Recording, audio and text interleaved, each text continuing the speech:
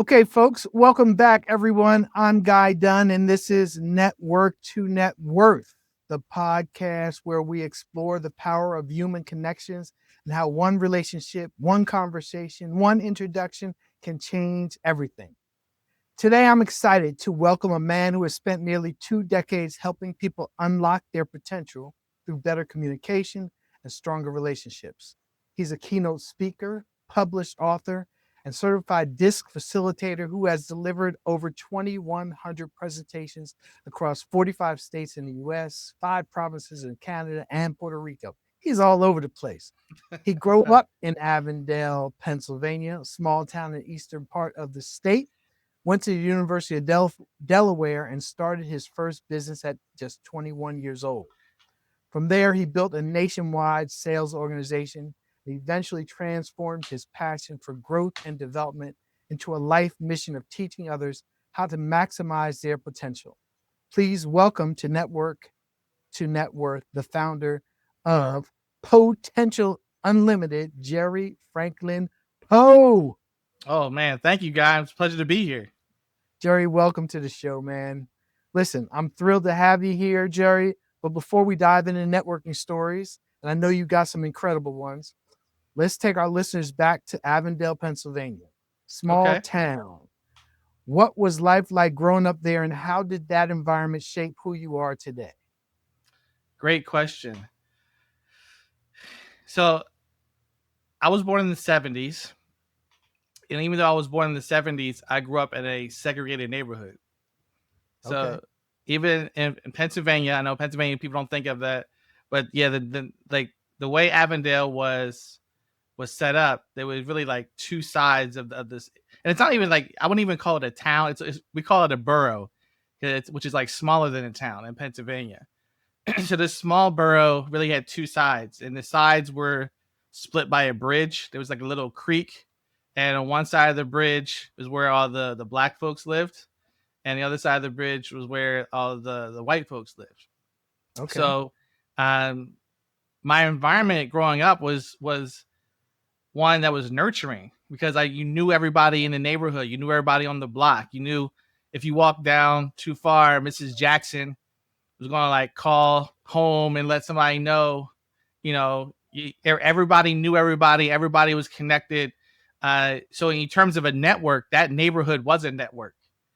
Okay. I knew if I was down at the bus stop, it wasn't like my parents couldn't find out what I was doing because people around were always watching. And Gotcha. what that did for me was it created, I don't know if the word is confidence, but it created home.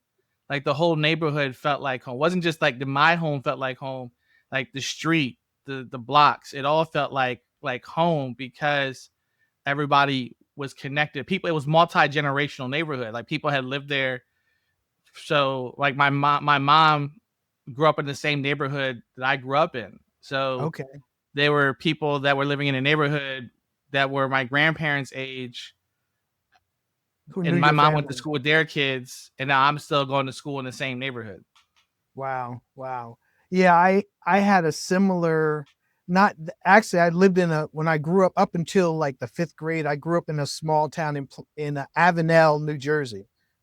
Um and in where I lived, there was literally a block of black people in the whole town. We all lived on the same block. So everybody you knew everybody who was black in town because they lived on the block where you lived.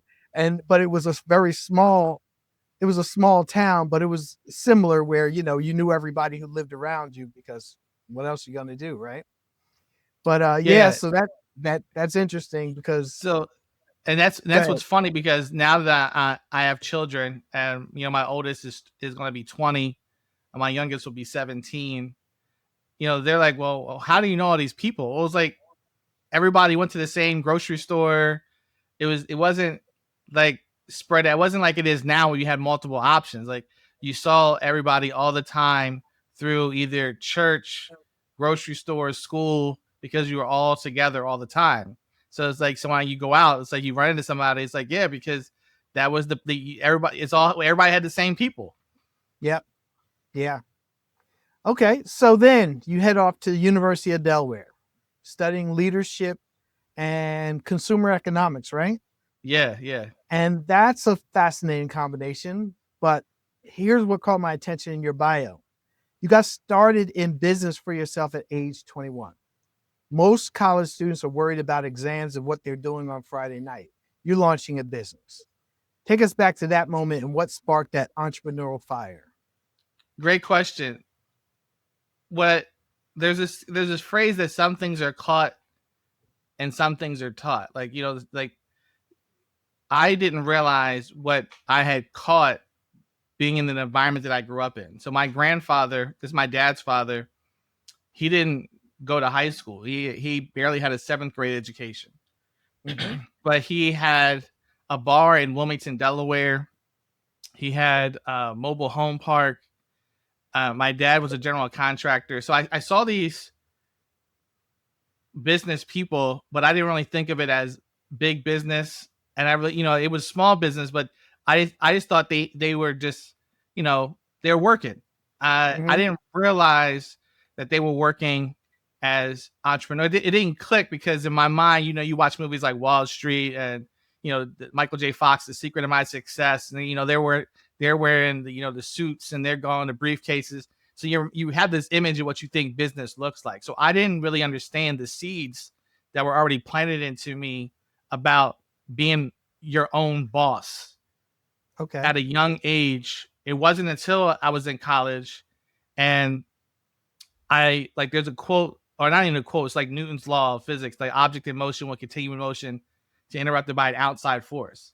So when I was in school, I uh, started to lose focus on academics and more on the entertainment side of college. Okay. And because So of you were that, partying. I was studying the nocturnal habits of the youth. They just don't give you a degree for that. Right. So my grades started slipping a little bit and I was on academic probation. And at the same time that was happening, someone came to me with a business idea.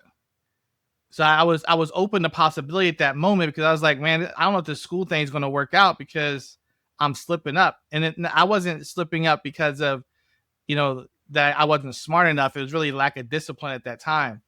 And what I was studying, part of it was about I'm going here because I want to make money. It wasn't like I want to save the world and, be a doctor or something like that. Or I want to be a lawyer and solve all these civil rights cases. Like I don't, it was, I'm trying to go here to get something that's going to help me make all this money over here. And Right. a friend of mine from school introduced me to a gentleman who was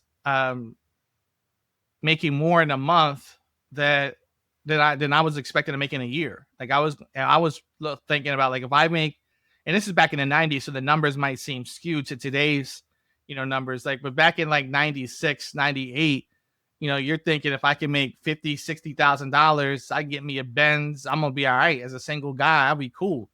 Mm-hmm. And then I heard about this gentleman. He introduced me to this gentleman who was making, $55,000 a month legally. I'm not talking about like Wow. anything that involved, street pharmaceuticals. We're talking about like Mm-hmm. just straight up this business. And I became curious to understand like how does this work? Because I didn't grow up in an environment where I was being taught how to maximize the capitalistic system. Like we weren't programmed or trained on how the United States really makes business work. We were taught how to participate to a certain degree, but not like at the ultimate levels. So that's Right. what caused the spark to be like, hey, maybe I can do something a little different than just going out and following the traditional path. Great. That's wonderful. What was that first business? So it was network marketing, and it was a Okay. company that was in telecommunications. And I already Okay. had a pager, right? So they were like, yeah, we're going to be selling, we're marketing pager services. We're going to be getting to wireless, like cell phones soon, maybe even electricity. And it was long distance. So I was like, oh, this works. I'm already using these services. It wasn't for something where I would have to change my own personal buying habits. if I was like sometimes people would be selling, vitamins or other things like that, healthcare, not healthcare, beauty care products, stuff like that nature. But here was like, it was stuff that I already had. I had a pager, I had a wireless phone. So I'm like, oh, these are services I can get paid off of myself, and I can help other Right. people save money and get paid as well. And that caused a spark in me to want to learn about that business, which was actually based off of networking. Right. Obviously, network marketing. Yeah. So, did you have support from friends and family? What did they think? Did they think you were crazy? Yeah. Because I So know I've been through network marketing myself. So you get a lot of feedback from different people depending on who they are. yeah. So like, you start to figure out who is with you and who's not with you really fast. Um, the people who were able, the people who I found out that were going to go on the journey with me weren't always the people that I suspected would go on the journey. Okay. And the people that were closer to me at the time, some of them participated in using my services. Like, so, I had my family, my parents, my grandparents, things like that. But yeah, a lot of the friends and family, because it was so out of the traditional realm for them, it didn't fit as to what they were looking for, things that they thought were more secure, Of right? course. They didn't realize that what they were doing, wasn't that, like, it was an illusion of security. Like, your job can be taken away from you at any moment. Like, you just think about what's happening now in the economy with people who had jobs for the federal government, and they thought they were going to have those jobs until they retired. Forever. Like, some of that Yep. stuff could just be taken away. So what people thought is security is really more of an illusion. And for me, like, I started to get, you think about the movie The Matrix that came out around Hmm. 99. So, Hmm. this was 1998 when I got introduced to network marketing. So I was seeing things around me and being stirred up. I was, as you know, I was woke, because some of the companies that people had told me about for years, like DuPont was a major player in Delaware. I live Hmm. right next to the state of Delaware, right? Avondale, Kennett Square, they're right across the border from Right Delaware. across. Yep. Well, by the time I got to high school and about to graduate high school, DuPont was not the company that it used to be. And they were giving people what they called the golden parachute.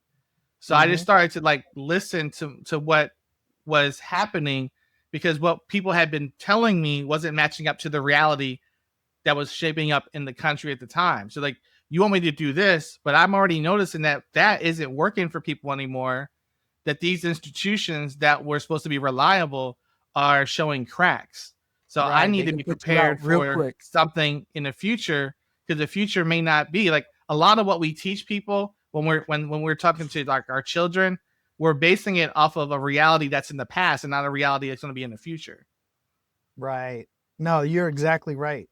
Um, yeah, it's like you said, the sometimes when the illusion gets revealed, you're like, oh, wow, how did I even end up believing that? And I Right. had a similar experience. Well, my thing was I grew up as an entrepreneur because my father had a family business, so I was the only thing I knew to be. So I think I had an advantage from most people because of that. But the advantage and disadvantage is being an entrepreneur is you have the ups and downs of being an entrepreneur, right? We know that. Uh, so you mentioned in your bio that while building your business, you became curious about why some people fail, while others succeeded. And that's a profound question for someone in their early 20s, obviously. What triggered that curiosity? And was there a specific moment or just like a aha moment that says, wow, man, this is crazy. I need to think something different. Yeah. So a lot of my inquisitive nature all comes out of self-reflection. Like, why was it that I would set a goal to hit a certain benchmark, but then weeks after setting that goal, my actions didn't match up to what I said I was going to do. I was getting distracted by, things that weren't important. Like, I'm straightening up pencils on my desk, or like I'm making sure all the file folders are in order. Like, this is not revenue producing activity. Why was it so easy to get caught up in busy work versus actual money making work, right? And what's there? I noticed the pattern. So what is this pattern about, and how do I change it? Because a lot of times what I would hear is willpower philosophies. Like, if you just focus on this, you can make yourself doing, and that wasn't working for me. Like, and what I learned later is that all of us have different styles of behavior, and some things work for some styles and some things don't work for other styles. And I was just curious, is like, why is it that it seems easy for some people and why it seems difficult for others? And what is the real driving force? Because it's more than just like it's not just biology. It's not because like, oh, I'm 5'7" and the other person is 6'2", or those aren't the things. There's something deeper here. And eventually I found out about the power of the subconscious mind. Okay. And then once I started to understand that, part of my personality style is to really dig in and investigate stuff, to go deep. I'm a researcher per se. Like in the DISC model, I describe it as an owl. I'm an owl, or the conscientious style. So I'm going to analyze and sometimes overanalyze and break stuff down and try to get all the information, all the facts. So once I saw like one slice, I was like, I need to see the whole pie. Oh, what's the ingredients to the pie? What type of pie like crust are they using? Well, where did that pie crust come from? Where did they get the pie tin? So they just started going deep and deep, and I became fascinated to understand human potential, the growth potential, how we make decisions, the conscious versus the subconscious, how we get programmed, how our beliefs get established, and how we can shift those beliefs to start to get different results in your life. Right. And you're exactly right. Cause it's anybody can get distracted. The question is, what do you do to fight those distractions and then focus on the things that are most important? And obviously that curiosity led you to study mindset, leadership, team building, sales, marketing, all those things, which basically make up stepping stones to success. Right. But to me, this was all about self. When I was doing this, none of it was about how can I help the rest of the world? How can I help my neighbors? How can I help my friends? It was, how do I get myself? How do I get Jerry Franklin Poe together? Like, I'm messing some stuff up here. I need to get myself on track. I need to get a better hold of how to program myself to get what I want out of life. So it was all center focused. It wasn't something I was doing because I was like, oh, those other people got problems. How can I help them with their problems? It was like, no, I'm looking at the man, like Michael Jackson used to say, I'm looking at the man in the mirror, and I'm saying that I got to get myself together. How can I do that at a higher level and understand all those factors that you just described about these different elements of business? And back then, Guy, they didn't have terms for it all like they do now. Like now, emotional intelligence is a common phrase. Yep. Back, I mean, as well as I know, back in those days, in the 80s and the 90s, no one was talking about, what's your emotional intelligence? No one was talking about mental health and emotional intelligence back then. Right.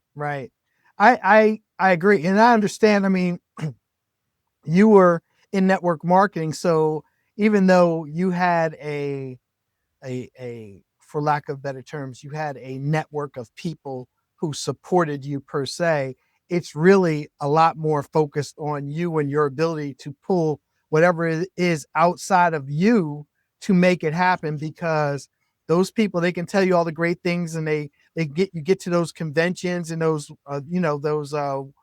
at then it wasn't webinars, but it was the events that they had, and they're giving you rah rah rah, but the rah rah rah doesn't always translate into actions for the individual. It's more a group kind of mentality that you have to kind of hone into a specific set of actions for you as the individual. Yeah, like emotions will shift. Mm-hmm. So in the moment, there's a lot of excitement when you talk Yep. about going to a convention, right? And it's not, and this is like convention. This is conventions across the board because even traditional corporations have conventions where everybody gets together and they're building the culture of the organization. But then you Mm-hmm. fly back home to your local branch, Office. your local Yeah. chapter, your local whatever, and you got to do the work. And like the DJ music and the streamers and the balloons, that's all faded. So how do Mm-hmm. you? And this is what commitment is, right? Commitment is doing the thing that you said you're going to do long after the emotional state you set it in has left you. So a lot of times people don't have the commitment to honor the word for the things that they set when the emotions were high. Right. Right. Well, in that light, here's a question. And this kind of relates exactly to what this whole platform is about. This is network to net worth. Who helped you when you were like 21, 22, 23 years old, trying to figure out success and failure? Who were the people who showed up in your life? Who opened the doors? Who gave you that advice that stuck? Great question. So the support system that I had within the business had recommended that you need to invest in yourself. You need to read some books, listen to some tapes, and they gave out a couple suggestions. You know, there like there's the Brian Tracy and the Mm-hmm. Jim Rohn, Stephen Covey, right? But I've discovered a book by a gentleman by the name of Dennis Kimbrough, and Mm-hmm. it was called Think and Grow Rich: A Black Choice, and that was something that had me say like, hey, I'm really interested in this stuff. This stuff is really fascinating. And then there was like someone said, oh, you should probably listen to something called Lead the Field by Earl Nightingale, right? And these are all the people that were my support team within the business. The real shift for me, Guy, came when those tapes, those yeah, because back then it was tapes. This was not even like CDs, right? Yep, I remember Um, the tapes you put in you while you're driving, you pop them in Yeah, the right. CD Driving player. the car, you had a tape deck in your Yep. car, right? Those tapes, because on the tape sometimes they would mention other names, they Mm-hmm. would quote other people, and there was this one guy by the name of Big Al. His name is Big Al Tom Schreider, and he would talk about this individual named Jerry Clark, and how like Jerry was so great, and he could like make people float, like he was so inspirational that people were just on this high when they were around him. And one day I saw, and this is like now, the internet is like in the 1.0 stage, right? So I Mm-hmm. saw on a website they were having this event in Philadelphia by the airport. It used to be a Holiday Inn by the airport, Mm-hmm. and they were going to have this event on a Saturday, and Big Al was bringing in Jerry Clark to come speak, and it was hard. Like this was times when like everybody didn't have a picture of themselves online. Like so like it was hard to even find out what this guy looked like. I got a sense from the way he sounded because I heard some of his recordings. I was like, this sounds like a brother. This is like Mm-hmm. this sounds like so. That was intriguing to me. So I went to this event, and in that space, in that room, that day, I didn't know it when I went there. I didn't know when I made the decision to go that day was going to be life changing, because being on the front row, listening to him that day, eventually we became friends. Like he Okay. became someone that was in my network. To this day, he's on speed dial on my phone, but I didn't know that was going to happen when I showed up there. And meeting Jerry Clark was life changing because he mentored me, and his mentorship is what helped me make a decision to become a speaker myself. Wow. Amazing. That's great. And so did you realize at that time that he was going to be that significant force in your life? No, I had no idea what. So I know your platform is about networking, right? Mm-hmm. And sometimes there are people that we're in the space, we're in the same room, where they're close enough to be touched by us physically, but yet they seem so far away. Mm-hmm. So Jerry was offering some learning tools, some tapes and CDs. Now the CDs at the time, like it changed, the format had changed, and he was also talking about this thing called poverty consciousness. And I, at that moment, because you know how in business finances go up and down. I was at a low point financially, and I just took a risk. I asked them if they would accept 4 post-dated checks to get his program, his CDs, and they said yes. Right. So most people wouldn't take out the time to ask the question because they're just going to assume that it's no. I just took the risk. I was like, my credit card was maxed out. I was like, I only got a couple dollars in the bank right now, but I know I'm going to get paid in the future. I got some checks coming in. Would you accept these things right here, these 4 post-dated checks? And they were like, yeah, we'll do it. And I got his material. I started listening to it every day. It was like listening to the radio where you memorize the song. I knew the words he was going to say before he said them. And then what I started to do, Guy, is anytime he came in 2 hours of Philadelphia, Kenneth Square, Avondale, wherever I was at, like he was in DC, he was in Baltimore, he's in Jersey, I would drive to go there. Gotcha. And I would sit on the front row.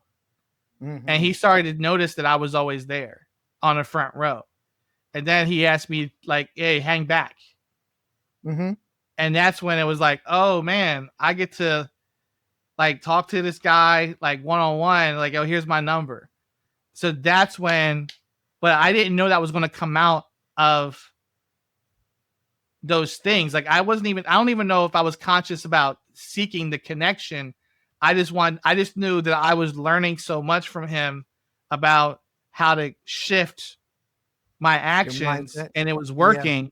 That like I needed to plug in everything that he's doing because the more time I'm around him, the more results that I'm getting in my life. They're changing, and but seeing him over and over started to lead me to think that I could possibly do what he does. Like excellent. I could be, it's because he was closer in my age. He was only 10 years older than me. Okay. And typically when you go to these events, Guy, like the people on stage were way older. Right. They'd be 20, 30, they're old guys. Yeah. So you're thinking in your mind, you're thinking in your mind, like, yeah, I gotta wait because I gotta be like seasoned. I gotta be seasoned before I can start to share messages. I hear you. So you ended up studying success principles, mastering mindset, and applying what you learned. And according to your bio, you were able to create a sales organization nationwide. That's not a small feat. That's not just selling in your hometown or even your state. You went coast to coast. How did networking, I'm assuming it was through your network marketing, how did networking play a role in building something that big? I obviously making those connections took effort. So talk to me about that, how that happened. Well, it does start locally, but what a lot of people neglect to realize is that your local market has feelers, or if you think about extended fingers, extended hands out, like all of us got a cousin someplace that we had to drive to go see him. Right. So it's the quicker you could get the people that you meet to help you get access to the people that they know, the faster you could expand outside of your city, outside of your state, into a different place. And with networking, especially in that business of networking, it's a numbers game. It's not, there's no way to get away from that fact that it's about, it's percentages. If you talk to this number of people, eventually this number of people are going to say yes. Like the big issue is sometimes people struggle to get through the numbers because getting through the numbers has an emotional component. You have to have the resilience to hear someone say no and not take it as a personal attack. Because sometimes when people are saying no, you think they're saying no to you, but they're really just saying no to this opportunity. Is not a fit for them. It has nothing to do with you as a person. Right. Yep. And then so go ahead. I was going to say, and then it's waiting for the right opportunity. Everybody doesn't go for every opportunity, But the thing is, you develop those relationships that allow you to come back, you know? Yeah. Well, the other thing that was happening too, because like the thing about it, like, and Guy, you know this as being an entrepreneur for a long time and growing up in business, is that technology was starting to change. You think Oh, for about like sure. 95 to 2000, how much changed in that time period, right? You're starting to see platforms where you could like talk to people, chat on the internet, right? Hmm. You could be talking to somebody in California while you were in Pennsylvania. So I Yeah, started Skype to was get, big back then.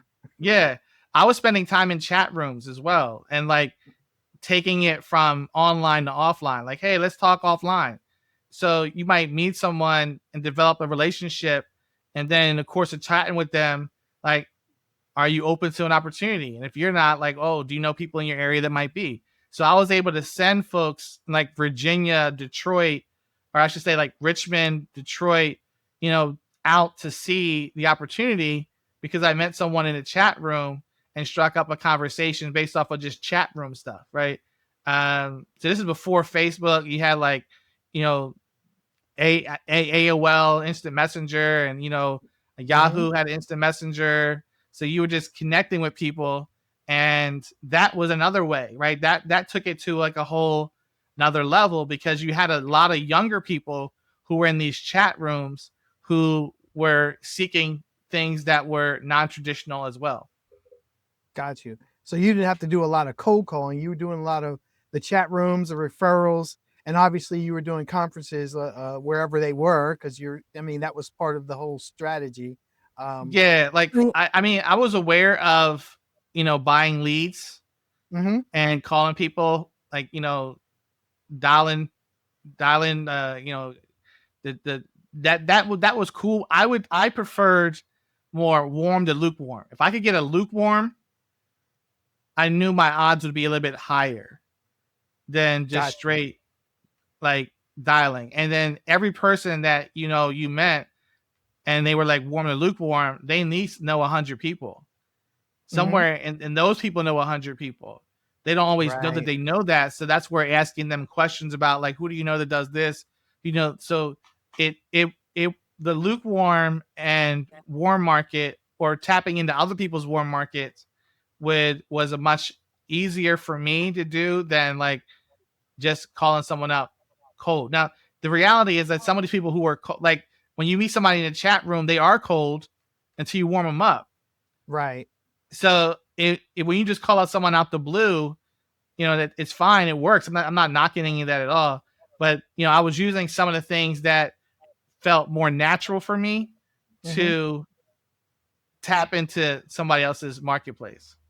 Yeah, I think that when you look at somebody in their eye, even if it's over a screen, um, you're developing a better relationship because people can see context clues in reference to your facial expressions, the things that you say. And a lot of times, if people say things and they don't mean it, you can read it on their face. But if they say things and they feel the authenticity, then you're able to generate a better relationship with that individual. Um, so, based on what you're just saying, what advice would you give to someone who's trying to expand their network geographically today?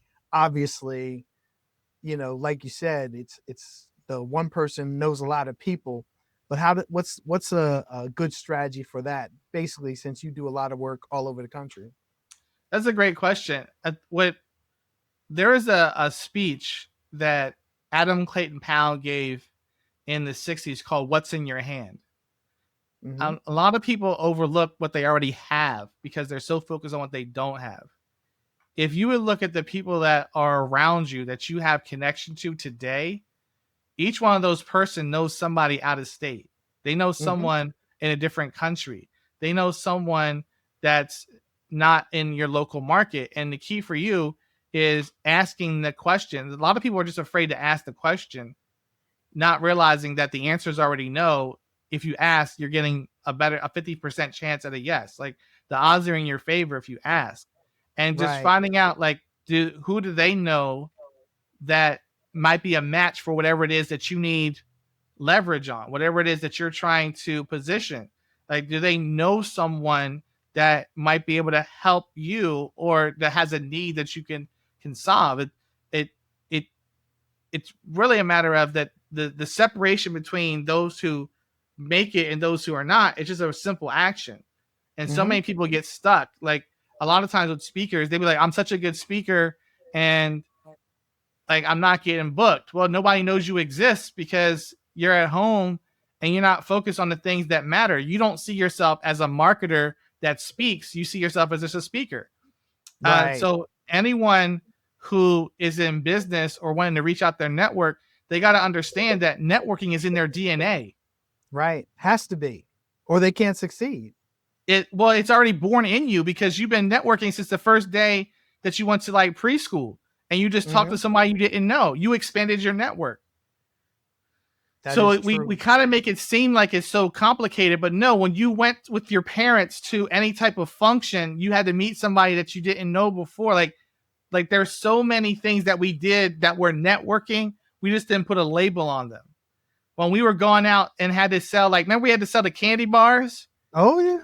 right? What did you do? You went to the people that were in your network, like, to Mm-hmm. sell the candy bars. So like we do certain things naturally that we don't always give ourselves acknowledgement for. And if it was something other than business, right? Like if it was a nonprofit and like somebody had a fire, we needed to go raise money to support a family, what Mm-hmm. do? We start calling The people we people. know. Yep. But when it comes to our product or service, it's like, zip it up. Yep. That's so true. I mean, people don't realize that you already have, like you said, you have these skills and you have the network. You just have to activate it because that's what it's all about. And be okay. And it's okay if someone says, nah, I'm good. Like, all right, great. I appreciate it. I don't have to not be friends with you because you didn't want to help me out this one time. Right. Right. I can just go to someone else who does want to help me out, because every friend that I had didn't always want to go to the same movie I wanted to see. Exactly. Yeah. But I still wanted to go see, I still saw the movie though. Like, you know what I mean? Like, Yeah. Whether it was with somebody else or by yourself, yeah, right? you find somebody, like Yep. there's somebody want, like, so that's the part where like a lot of times people get stuck because like, oh, this one person didn't help me, so everybody's not going to help. Like, no, like somebody will be willing to help you because everybody is moved by different things, different causes, different like triggers. Exactly. Um, you've studied team building extensively, obviously. When you're building a national team or you're dealing with different personalities, different communication styles, different motivations, is that where your interest in DISC and understanding people really took root? Yeah, like, so And tell me about DISC. okay, so for those who don't know, DISC is an acronym for four behavioral styles: dominant, interactive, supportive, conscientious. When I teach DISC, when companies bring me in, I was actually yesterday working with an organization, a local organization, helping out some of the leadership team. I use symbols. I use birds: eagle, parrot, dove, and owl. So the eagle represents the dominant style, the parrot represents the interactive style, the dove represents the supportive style, and the owl represents the conscientious style. Those symbols, those caricatures, those avatars make it easier for people to remember the styles and the characteristics, because those images are already in our head. Like when you think of an eagle, you think of strength, you think of Mm-hmm. boldness. When you think of a parrot, you think of talkative, right? When you think of a dove, you think of peace, support, empathy. When you think of an owl, you think of someone who is researching. You know, they don't seek attention. They're behind the scenes, right? Inquisitive. They're Yep. in the woods. Like, you hear them, but you don't always see that they're out there. That, owls don't mind producing results, but they don't want all the spotlight, right? So these are Mm-hmm. characteristics. I mean, this goes back almost 100 years to a professor named William Marston. He created this model called the DISC theory with him and his wife at the time. And it blew up in the 1950s. Disc blew up throughout, and there's different models. People use they either use the letters or colors sometimes. But when I found out about it, it was, man, revolutionary, because so many things started to click. Oh, this is why I do this, and this is why this person gets on my nerves. Mm-hmm. Right? Because there'd be certain people, they'd be like, oh man, like, just sit down and shut up. Like, I didn't know that there were certain styles that were triggers for me because of my style. And Right. what disc helped me with mainly from the beginning was what you like doesn't mean everybody's gonna like. So, Guy, like, you and I can talk about something and get really technical, right? Mm-hmm. But some people be like, man, that's boring. Yep, you're exactly right. So you might get amped about a product or service, and you start describing it to someone from the way you see it, and then you're not under like, oh, why aren't they getting amped? Why aren't they getting excited? Because the things that you get excited about aren't the things they get excited about. So now I'm like, oh, how do I frame it based on how they would see it? What excites them? How do you change the language to match up to what they like versus what it is that you like? And understanding that rule about treating people the way they need to be treated, because we all heard the golden rule about, treat people the way you The way want you to want be to be treated. treated. Yes. But everybody's not like us.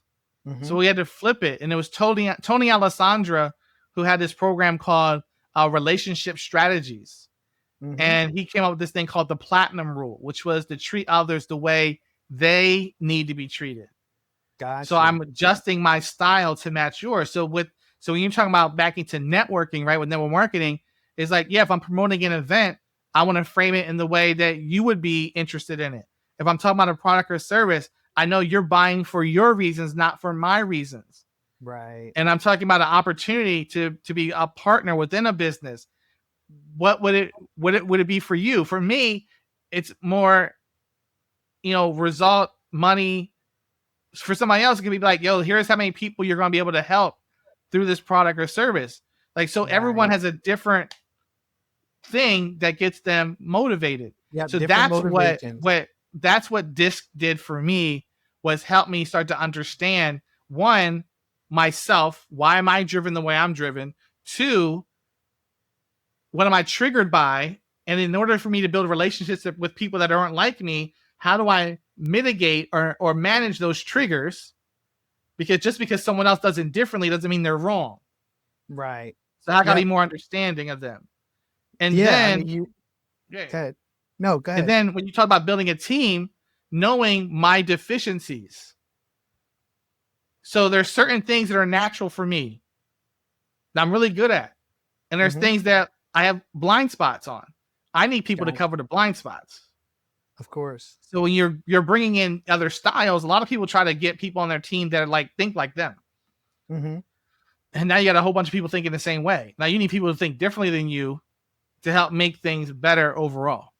Right. I mean, I always think as a business owner, you want to find people who have skills that you don't have, because you already have those skills. You want people who do the things that you don't do, can't do, and don't want to do.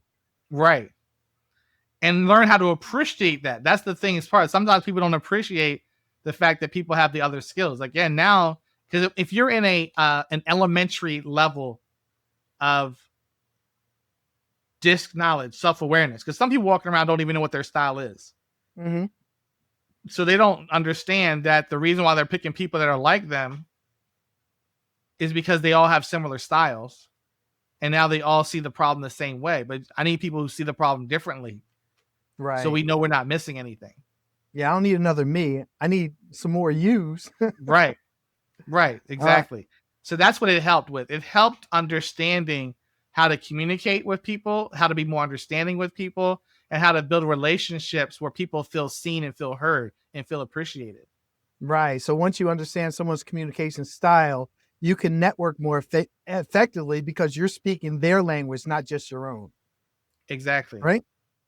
Yeah. So yeah, that's great, man. I mean, I see that, and I've seen that in myself, and I've been blessed to be able to understand different styles of people pretty quickly, and try to, for lack of better terms, accommodate them by trying to think the way they think in reference to the way I approach them. Yeah. And what people sometimes neglect to realize is that we are all human beings. Mm-hmm. And with being human, there are certain things that matter, which is our emotions. Yep. And if I like you, Guy, I'm going to do more for you than if Of I course. don't like you. If I like you, I'm going to be more forgiving if you mess up than if I don't like you. So Mm-hmm. by being more like considerate, would be a word I would use. Being more considerate of someone else's approach and style increases my rapport with them and my likability, which Got means you. they're giving me more grace. As I extend grace to them, they're giving me more grace, because at some point I'm going to mess up and I need people to be able to forgive me. So that's what the behavioral styles and having behavioral flexibility, becoming more of a chameleon, allows you to do. Because all of us, the reality is this, all of us have all four of the styles in us in different Mm-hmm. levels of intensity. Some are just more intense. So in Right. many cases, we need to just tap into some of the other styles that we do have in us already. We're not being fake. We're not being phony. We're not being inauthentic.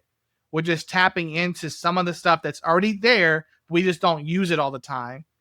And yeah, this does take like energy from us. It takes effort. It takes, something, people are like, oh, well, that like sounds like work. Yeah, Yeah, well, that's part of the journey. That's part of the thing. exactly. You got to work. Nothing comes free. Right. But So, it's where the magic takes place, if you want to use yeah. terms like that. So talk to me about your transition. You transitioned from a sales organization to being a keynote speaker, a facilitator, an author, and just building the brand of you as an individual. Walk us through that whole decision and what made you say, I want to teach this. I want to share this on stages across the country. Great. So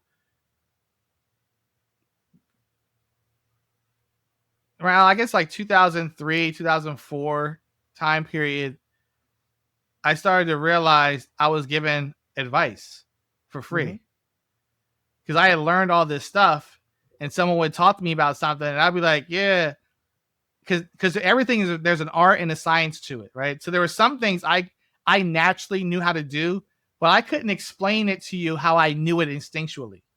Mm-hmm. Now, Guy, I could break it down for you, because I had studied all these things where it's like, oh, that's the law of reciprocity. Oh, Mm-hmm. that's the law of indirect effort. Oh, that's, so I could explain it to somebody and like have them. I'm coaching people for free, really what I'm doing. I'm coaching Right. my friends on their life and their relationships. And I'm like, I probably should be getting paid for this. Mm-hmm. And the challenge for a lot of people, most people don't realize is that, they're always there. Cause I get this question all the time, like, how do you get booked? Da, da, da, da, da. And there's so many different ways to start speaking. Just people just don't know that they exist. A friend of mine, he had already started a journey about a year before I did in a world of thing called contract speaking. So Mm-hmm. there were companies out there that people already knew about that were marketing events to corporations, and they needed to have trainers come in and deliver the goods. So Okay. they already had a room. They already had people in the room. They needed to have somebody be in the front of the room. Right. So I'm like, oh, this is a great way to start practicing if nobody knows who you are.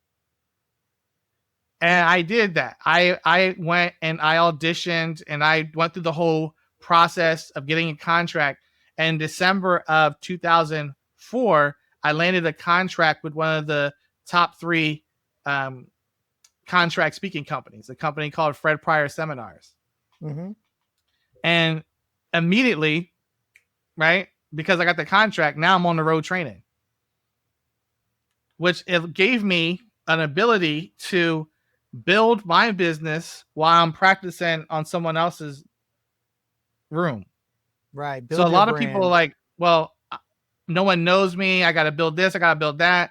Yeah, I could do all that too, but I'm still getting paid to speak now because the topics that they would be teaching, dealing with difficult people, that's communication, management skills for support staff, leadership, communication, right? All mindsets involved in all of it. Customer, how to was it exceptional customer service, right? Like these are all things that I had experience in. So I started learning that business. I started learning the business of contract speaking as well, because there's a way to be successful in that model. Mm-hmm. And that model involves sales as well. Like you have to, you know, learn how to get people in the room to take action, to invest in themselves in order to get, you know, some materials that were there in the seminar. Like there's books and Right. there's tapes. And so that was a springboard where I had space to build my brand, to figure out what it is I need to do for myself in my business while I'm still generating revenue as a speaker. Right. And you were building up a portfolio of past events that people can use as references. So you always can say, yes, I spoke on this, I spoke on this. And as you build that up, obviously people are going to say, wow, I didn't, you have the expertise that they're looking for. Also, I'm getting immediate feedback every day on what works and what doesn't work. Gotcha. Right. Today I'm in Waco. Tomorrow I'm in College Station. All right, now I'm in Beaumont. Now I'm in Galveston. Okay, then I'm going to Victoria. I'm going to Corpus Christi. So every day I'm in a different city, right? Different room. I get to test. I'm like, oh, that didn't work. Let's change that for tomorrow. Like just like with Mm-hmm. marketing, right? You're always testing, right? With marketing. So Mm-hmm. now you're testing out to see what your style is, what works best for you, what are people responding to. As you were Yeah. doing that, how busy were you getting? I mean, on a month, how many events would you do in a busy month and a slow month? Cool. So this is a great question as well. Be careful what you ask for. I hear you. Because when going back to Jerry Clark, when I looked at Jerry Clark's speaking schedule, I'm like, that looks so cool. Like, look at all these cities he's going to. Like, he's in Philly, then Trenton, then like, it's like, oh, he's going like all the way all over. Mm-hmm. Yeah, it's different when you're actually doing it. I'm sure. So I had to learn my numbers. I had to learn what number is the best for me, where I'm not like just not no good to anybody. So I created the max that I would ever do was like 2 weeks on the road. Okay. So if I would say like eight days a month is what I found like would be a good number. So I would Gotcha. always keep that. I would always have like 8 days available for them to book me to be out. If I did more than that, then it starts to become an energy issue, and you get a little testy. You're not as friendly because you're tired.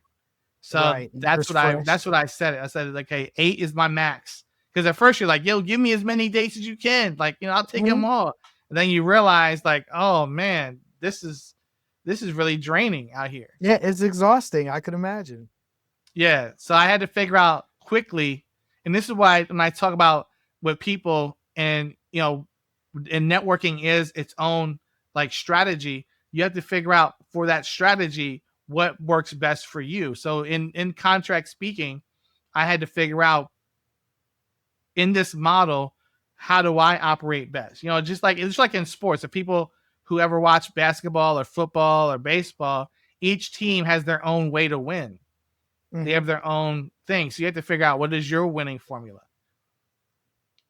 Outside of Fred Pryor, was there another big break that basically focused you on your own personal uh, strategy as opposed to working the contract networking? Yeah, great question. Um, so while I was doing the contract speaking, I also so once you start getting out here, and this goes back to networking, right?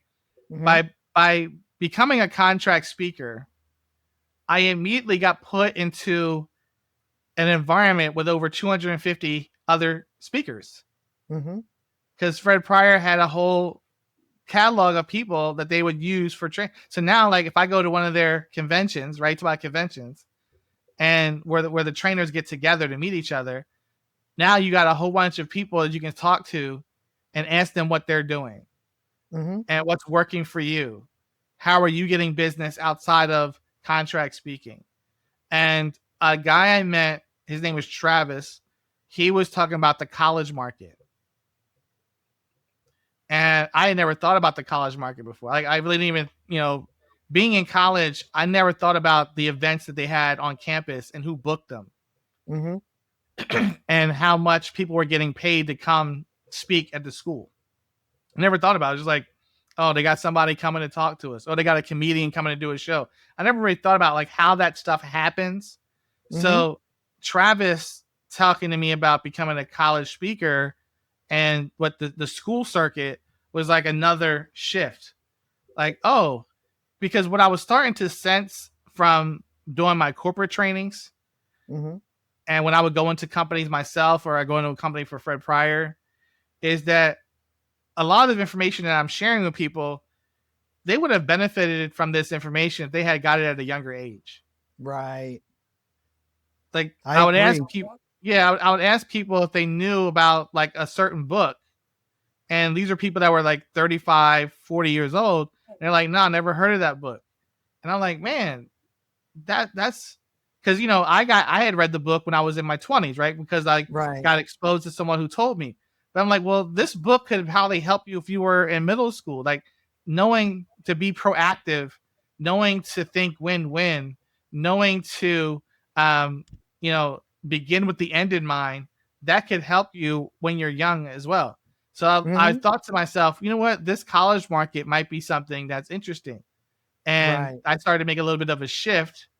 And that's what led me to writing the books, what I wish I knew when I was in high school, what I wish I knew when I was in college, because now I'm thinking about how do I tap into the youth market, which is outside of the corporate market, while I'm still like, a little bit young. Like I didn't have any gray hair then, right? I was like, I still look like I'm youthful, Mm-hmm. like, Mm-hmm. and I can relate to some of these high school kids. And that opened up a door to go to speak to middle schools, high schools, and college. Excellent. So yeah, so your books, what were the title of your books? What I wish I knew when I was in high school, what Mm-hmm. I wish I knew when I was in college. Excellent. And that's why we had talked about this. I have my networking book and I'm getting ready to write one, networking for students, because just the same thing. There are things about networking that students, young people need to know because it can help them as they get older. I mean, I wrote the one, networking for business, but obviously if they learned some of these things when they were younger, obviously they'd be better, better suited to do bigger things when they get older. Yeah, So exactly. yeah. And that's how we Um, met. That's oh yeah. because I made that shift to the college market. I was focused heavily on like these marketing conferences, right? I was starting to go into these marketing conferences, and that's how we met at the with Charlie at the GKIC stuff. Yep. DKIC from way back when. That was, oh my gosh, so many years ago. And actually that was pivotal for me because, everything for me back then was networking, and me, at that time I was doing the networking when I had my IT business, and I just spent so much time doing that. Um, and I met so many great people. I met you, I met Greg, I met Charlie, I met some Rob Anspach, all these Yep. guys who are big into networking, and now a lot of them are taking those tools that they learned in that scenario and building upon it as they got older. Yeah, and what I would say, Guy, like in these spaces, because I was listening to one of your other podcasts, and like when I think of networking, I think of what can I contribute. Mm-hmm. So what has been like an accelerator for me in terms of how I develop relationships with people, like like when we first met, I wasn't like, "Yo, Guy, what can you do for me?" Mm-hmm. It was like, "Oh, what are you about? How can I help you? How can I be of service to you? Like, what can I do to benefit you?" So a lot of times, what helped me when I got into these rooms with people was, well, number one, I had to be willing to invest in myself to get into these spaces. And Mm-hmm. then number two, when I got there, being interested in the other person and how I could be of service to them. I wasn't thinking Got you. about what can they do for me, is what could I do for them, and just genuinely thinking about how do I build a relationship with that person. Yep, Um, I agree. It's not just about trying to sell somebody something. It's about building relationships, and those relationships lead to business, referrals, opportunities, and that's what networking is really all about. yeah, because a lot of what happened for me, especially when the pandemic hit, a lot of opportunities that came to help, things that helped me with the pivoting weren't things that I was necessarily looking for. It was Mm-hmm. things that came because of just how I was showing up in the spaces that I was in. And then people like asked me a question like, "Hey, would you be open to this?" Because they liked me. They liked who I Mm-hmm. was when they met me. And they're like, "Hey, have you ever thought about this?" Ever thought and it was like, "Oh yeah." And they opened up a whole nother channel. Got you. Yep. So you use real life experience and stories and analogies in your presentations, and I'm sure you've collected some amazing networking stories and other stories that basically help you get your point across. Share a story with us, maybe about a connection you made at an event or a presentation that surprised you or led to something that you never really expected to happen. Okay. I mean, it's trying to think of just one. Like, um, and this is I'll use this one because I think it helps with the virtual world, right? Because Mm-hmm. sometimes people think that networking can only take place in a like physical in the same space. So you can actually network virtually too, right? Mm-hmm. So um when the pandemic hit, a lot of stuff went from being in person to virtual. A colleague of mine was doing some trainings for like the CDC and FEMA, and she needed some help with that. And through the course of helping her, I was able to make a connection with this company called Take Flight Learning. I started going to some of their trainings to get certified on some of the things that she needed. They were doing like coaching or leadership certifications. So I just started going to their events. They were doing virtual certifications at the time. Okay. And just showing up, Guy, and being like, and that's the part that I think people need to realize is like when it comes to networking and you create an opportunity is created for you, you better be ready to deliver Yep. because the person that recommended you or opened the door for you, their reputation's on the line. For sure. So there was a lot of pre-work. There's like years and years of things I've been developing in myself. So that's why things started to like sometimes it feels like it's instantaneous. Like it's not really work because it's more natural now. So I'm on this Zoom. I'm just there to learn some new information about coaching. Mm-hmm. And the person that's leading it happened to be the CEO of that company. And Okay. it's just odd because he doesn't even do all the training. He doesn't even do all the things like because he's busy. He's the CEO, but he just happened to be doing it that day. And he sent me a private message. It was like, "Hey, I would like to talk to you about you coming doing some events for us." I didn't Wow. ask. I didn't seek it. It was just because one, I'm in the right place at the right time. Two, I'm showing up as I all the stuff that I'm learning or I learned, living it and applying it, and also asking the right questions. See, Right. when my friend Lashanya was asking for help with her business, I listened to her to kind of figure out what her problem really was. Mm. And she was looking for trainers to come to help fulfill some of the dates that she had because she didn't have enough people to fulfill this contract that she landed. Okay. When I talked to her, Guy, and listened to what was really going on, I realized I could help her at a higher level. I said, "You know what you really need for me to do is manage the trainers that you're using to help certify Right. them on your style because you want them to do it this way. Your challenge is all this information is in your head. You don't always know where you got the information from. I can dissect it. Like I've been through so many trainings. I've gone through the same stuff. The way my brain works is I know exactly what the source material is. I can Right. deconstruct it and make it into a framework to be able to teach somebody else so it's now duplicatable. I'll create a certification for you and I'll help you manage your field.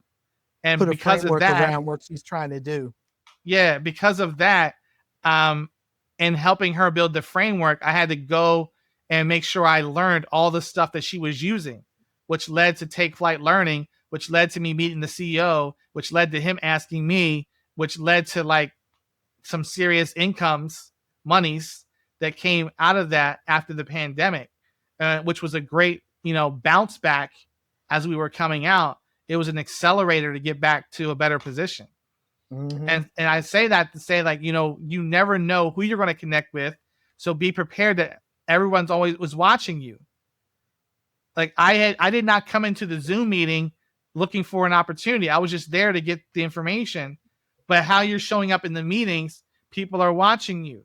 So how are you positioning yourself? How are you branding yourself? How are you standing out from the crowd? What are you doing differently to have somebody notice you, and not an ostentatious or like, just being loud, but in a way that's given the best version of yourself. Right. Definitely. You have to show up right. Show up being your best self, because you never know who's going to be in the room watching. Exactly. Right? Yeah. So you've been doing this for about 19, 20 years. You've worked with countless individuals and organizations. Looking back, what's the most rewarding part of the work you do?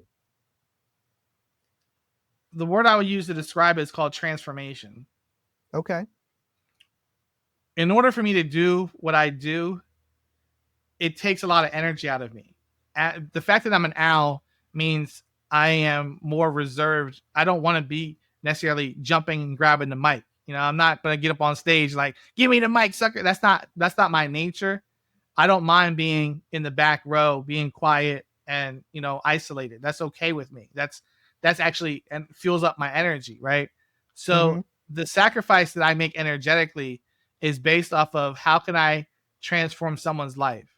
One of the reasons why I started to get on the stages, because I realized that I was blocking people's blessings, that someone was actually praying for me to show up and I wasn't showing up because I was afraid of being judged on stage. Okay. And now I realize that I'm walking with a miracle in my mouth. And just this week, Guy, so a couple of days ago, I was in Arlington, Virginia, and I was providing career coaching to people who've been disenfranchised because they were federal workers and they were let go.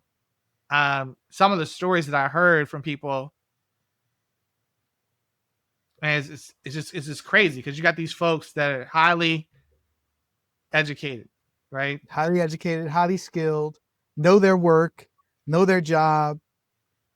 And for something completely outside of their control, they're now in a very, I would say, desperate situation. So I'm listening to this, man. It was emotionally taxing to like, listen and give, but just being able to help them move forward, being able to help somebody, I'm a little kid from Avondale, Pennsylvania. Right. And the fact that I have these opportunities to be able to make a difference for somebody, to help them get closer to the life that they really want. That's the part. And I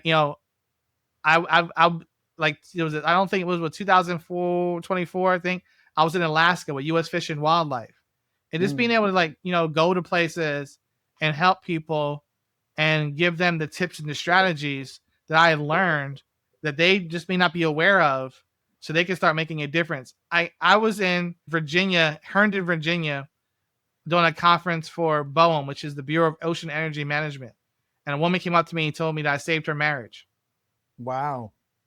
Because she was going to file for divorce, but she realized by getting her personality assessment, her style was clashing with her husband's style. She could see where her husband's bird was, and she was going to give it a go, have him do the same assessment, him get his profile, him get his results, and see if that, like, we're going to try to work this out, because it's a communication. It's not that we don't love each other, we don't like each other. Our birds are clashing. Now, I'm not going in saying, hey, I'm here to save marriages. she came out to me and was like, this right here is going to be transforming for my relationship with my spouse, and I'm not going to file for divorce because I think this will be the difference maker. Amazing. Now that's a story. Like, I mean, what am I supposed to, like, I was like, how do you not like go into a corner, like, excuse me, I gotta go to the restroom, because I don't want to cry. You don't want to cry in front of people, but like this stuff moves me because I never imagined when I was at Avon Grove High School in Pennsylvania, and I was, a freshman, 14 years old, 5 foot tall, 112 pounds. I never imagined that I would be doing stuff like this. It wasn't even right. like the amount of people that I've been able to touch and be part of their life story. And what really solidified it all, Guy, is when my dad came to see me. I was doing an event in Lancaster, and I said, listen, like, I'm going to be here. I would love for you to come up and watch.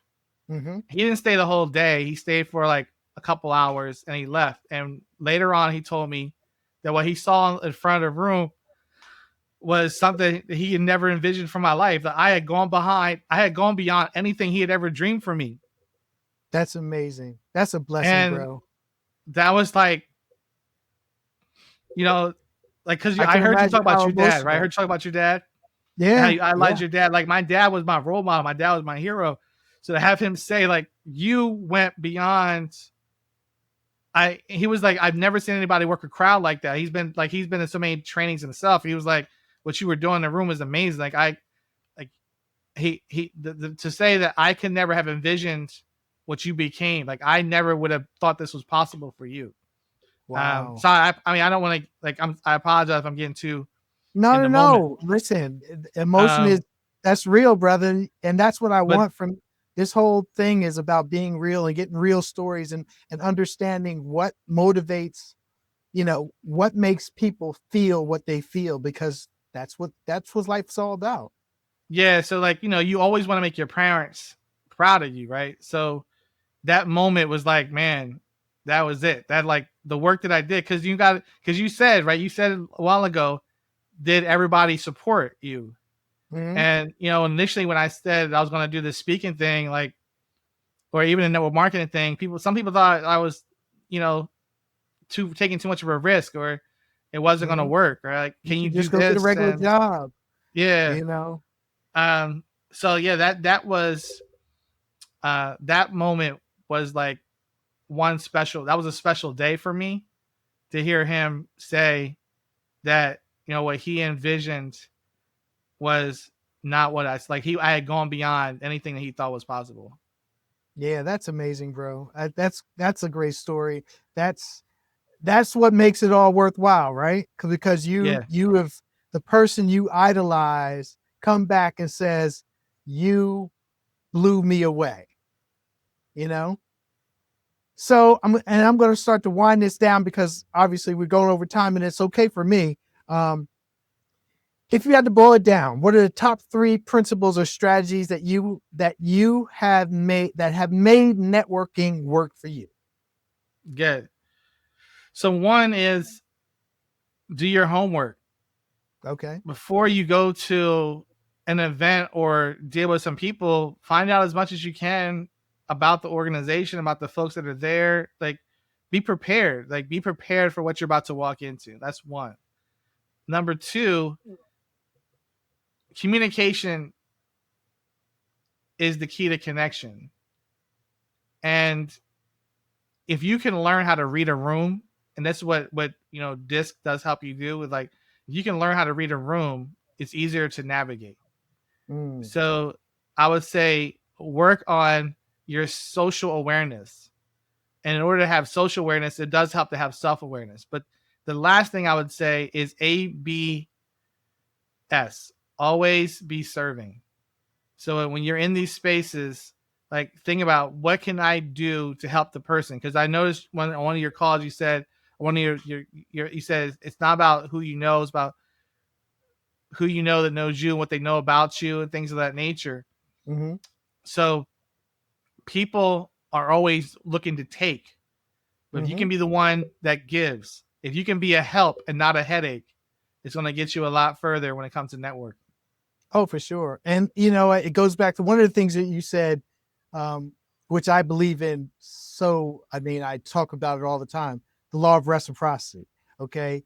Focusing in on giving as quickly. I tell people, when I talk to people about networking, is that one of the things you should do is be the first person to give something to somebody, because it triggers the law of reciprocity, because then they subconsciously are indebted to you, not like, they're trying to figure out ways to pay you back. But the reality is their subconscious says, somebody did something for me, I want to be able to help them because of that reason. So it just makes sense. Right. All right, I'm going to do something fun right before we get off. All right. All right. We're going to head into the home stretch, and I want you to do a quick rapid fire round with you. Just quick top of mind answers. All right. Okay. All right, cool. Let's go. Best place you've ever networked: conference, coffee shop, golf course, whatever. Best place. Well, the first thing came to mind, I would say the 100 Black Men of America. Okay, that's a group. Yeah, all right. Worst networking mistake you ever made? That's a good one. So forcing myself to network, going places that weren't really designed to network, thinking I was going to network, like trying to go to a mall to meet people, and it's not really designed for that. Got you.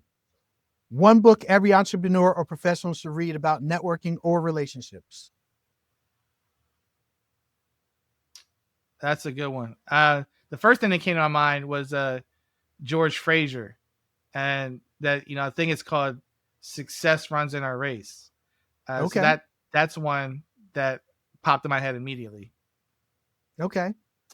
LinkedIn, in-person events, or phone calls? What's your favorite way to connect? Phone calls. Okay. Biggest myth about networking that you wish people would stop believing?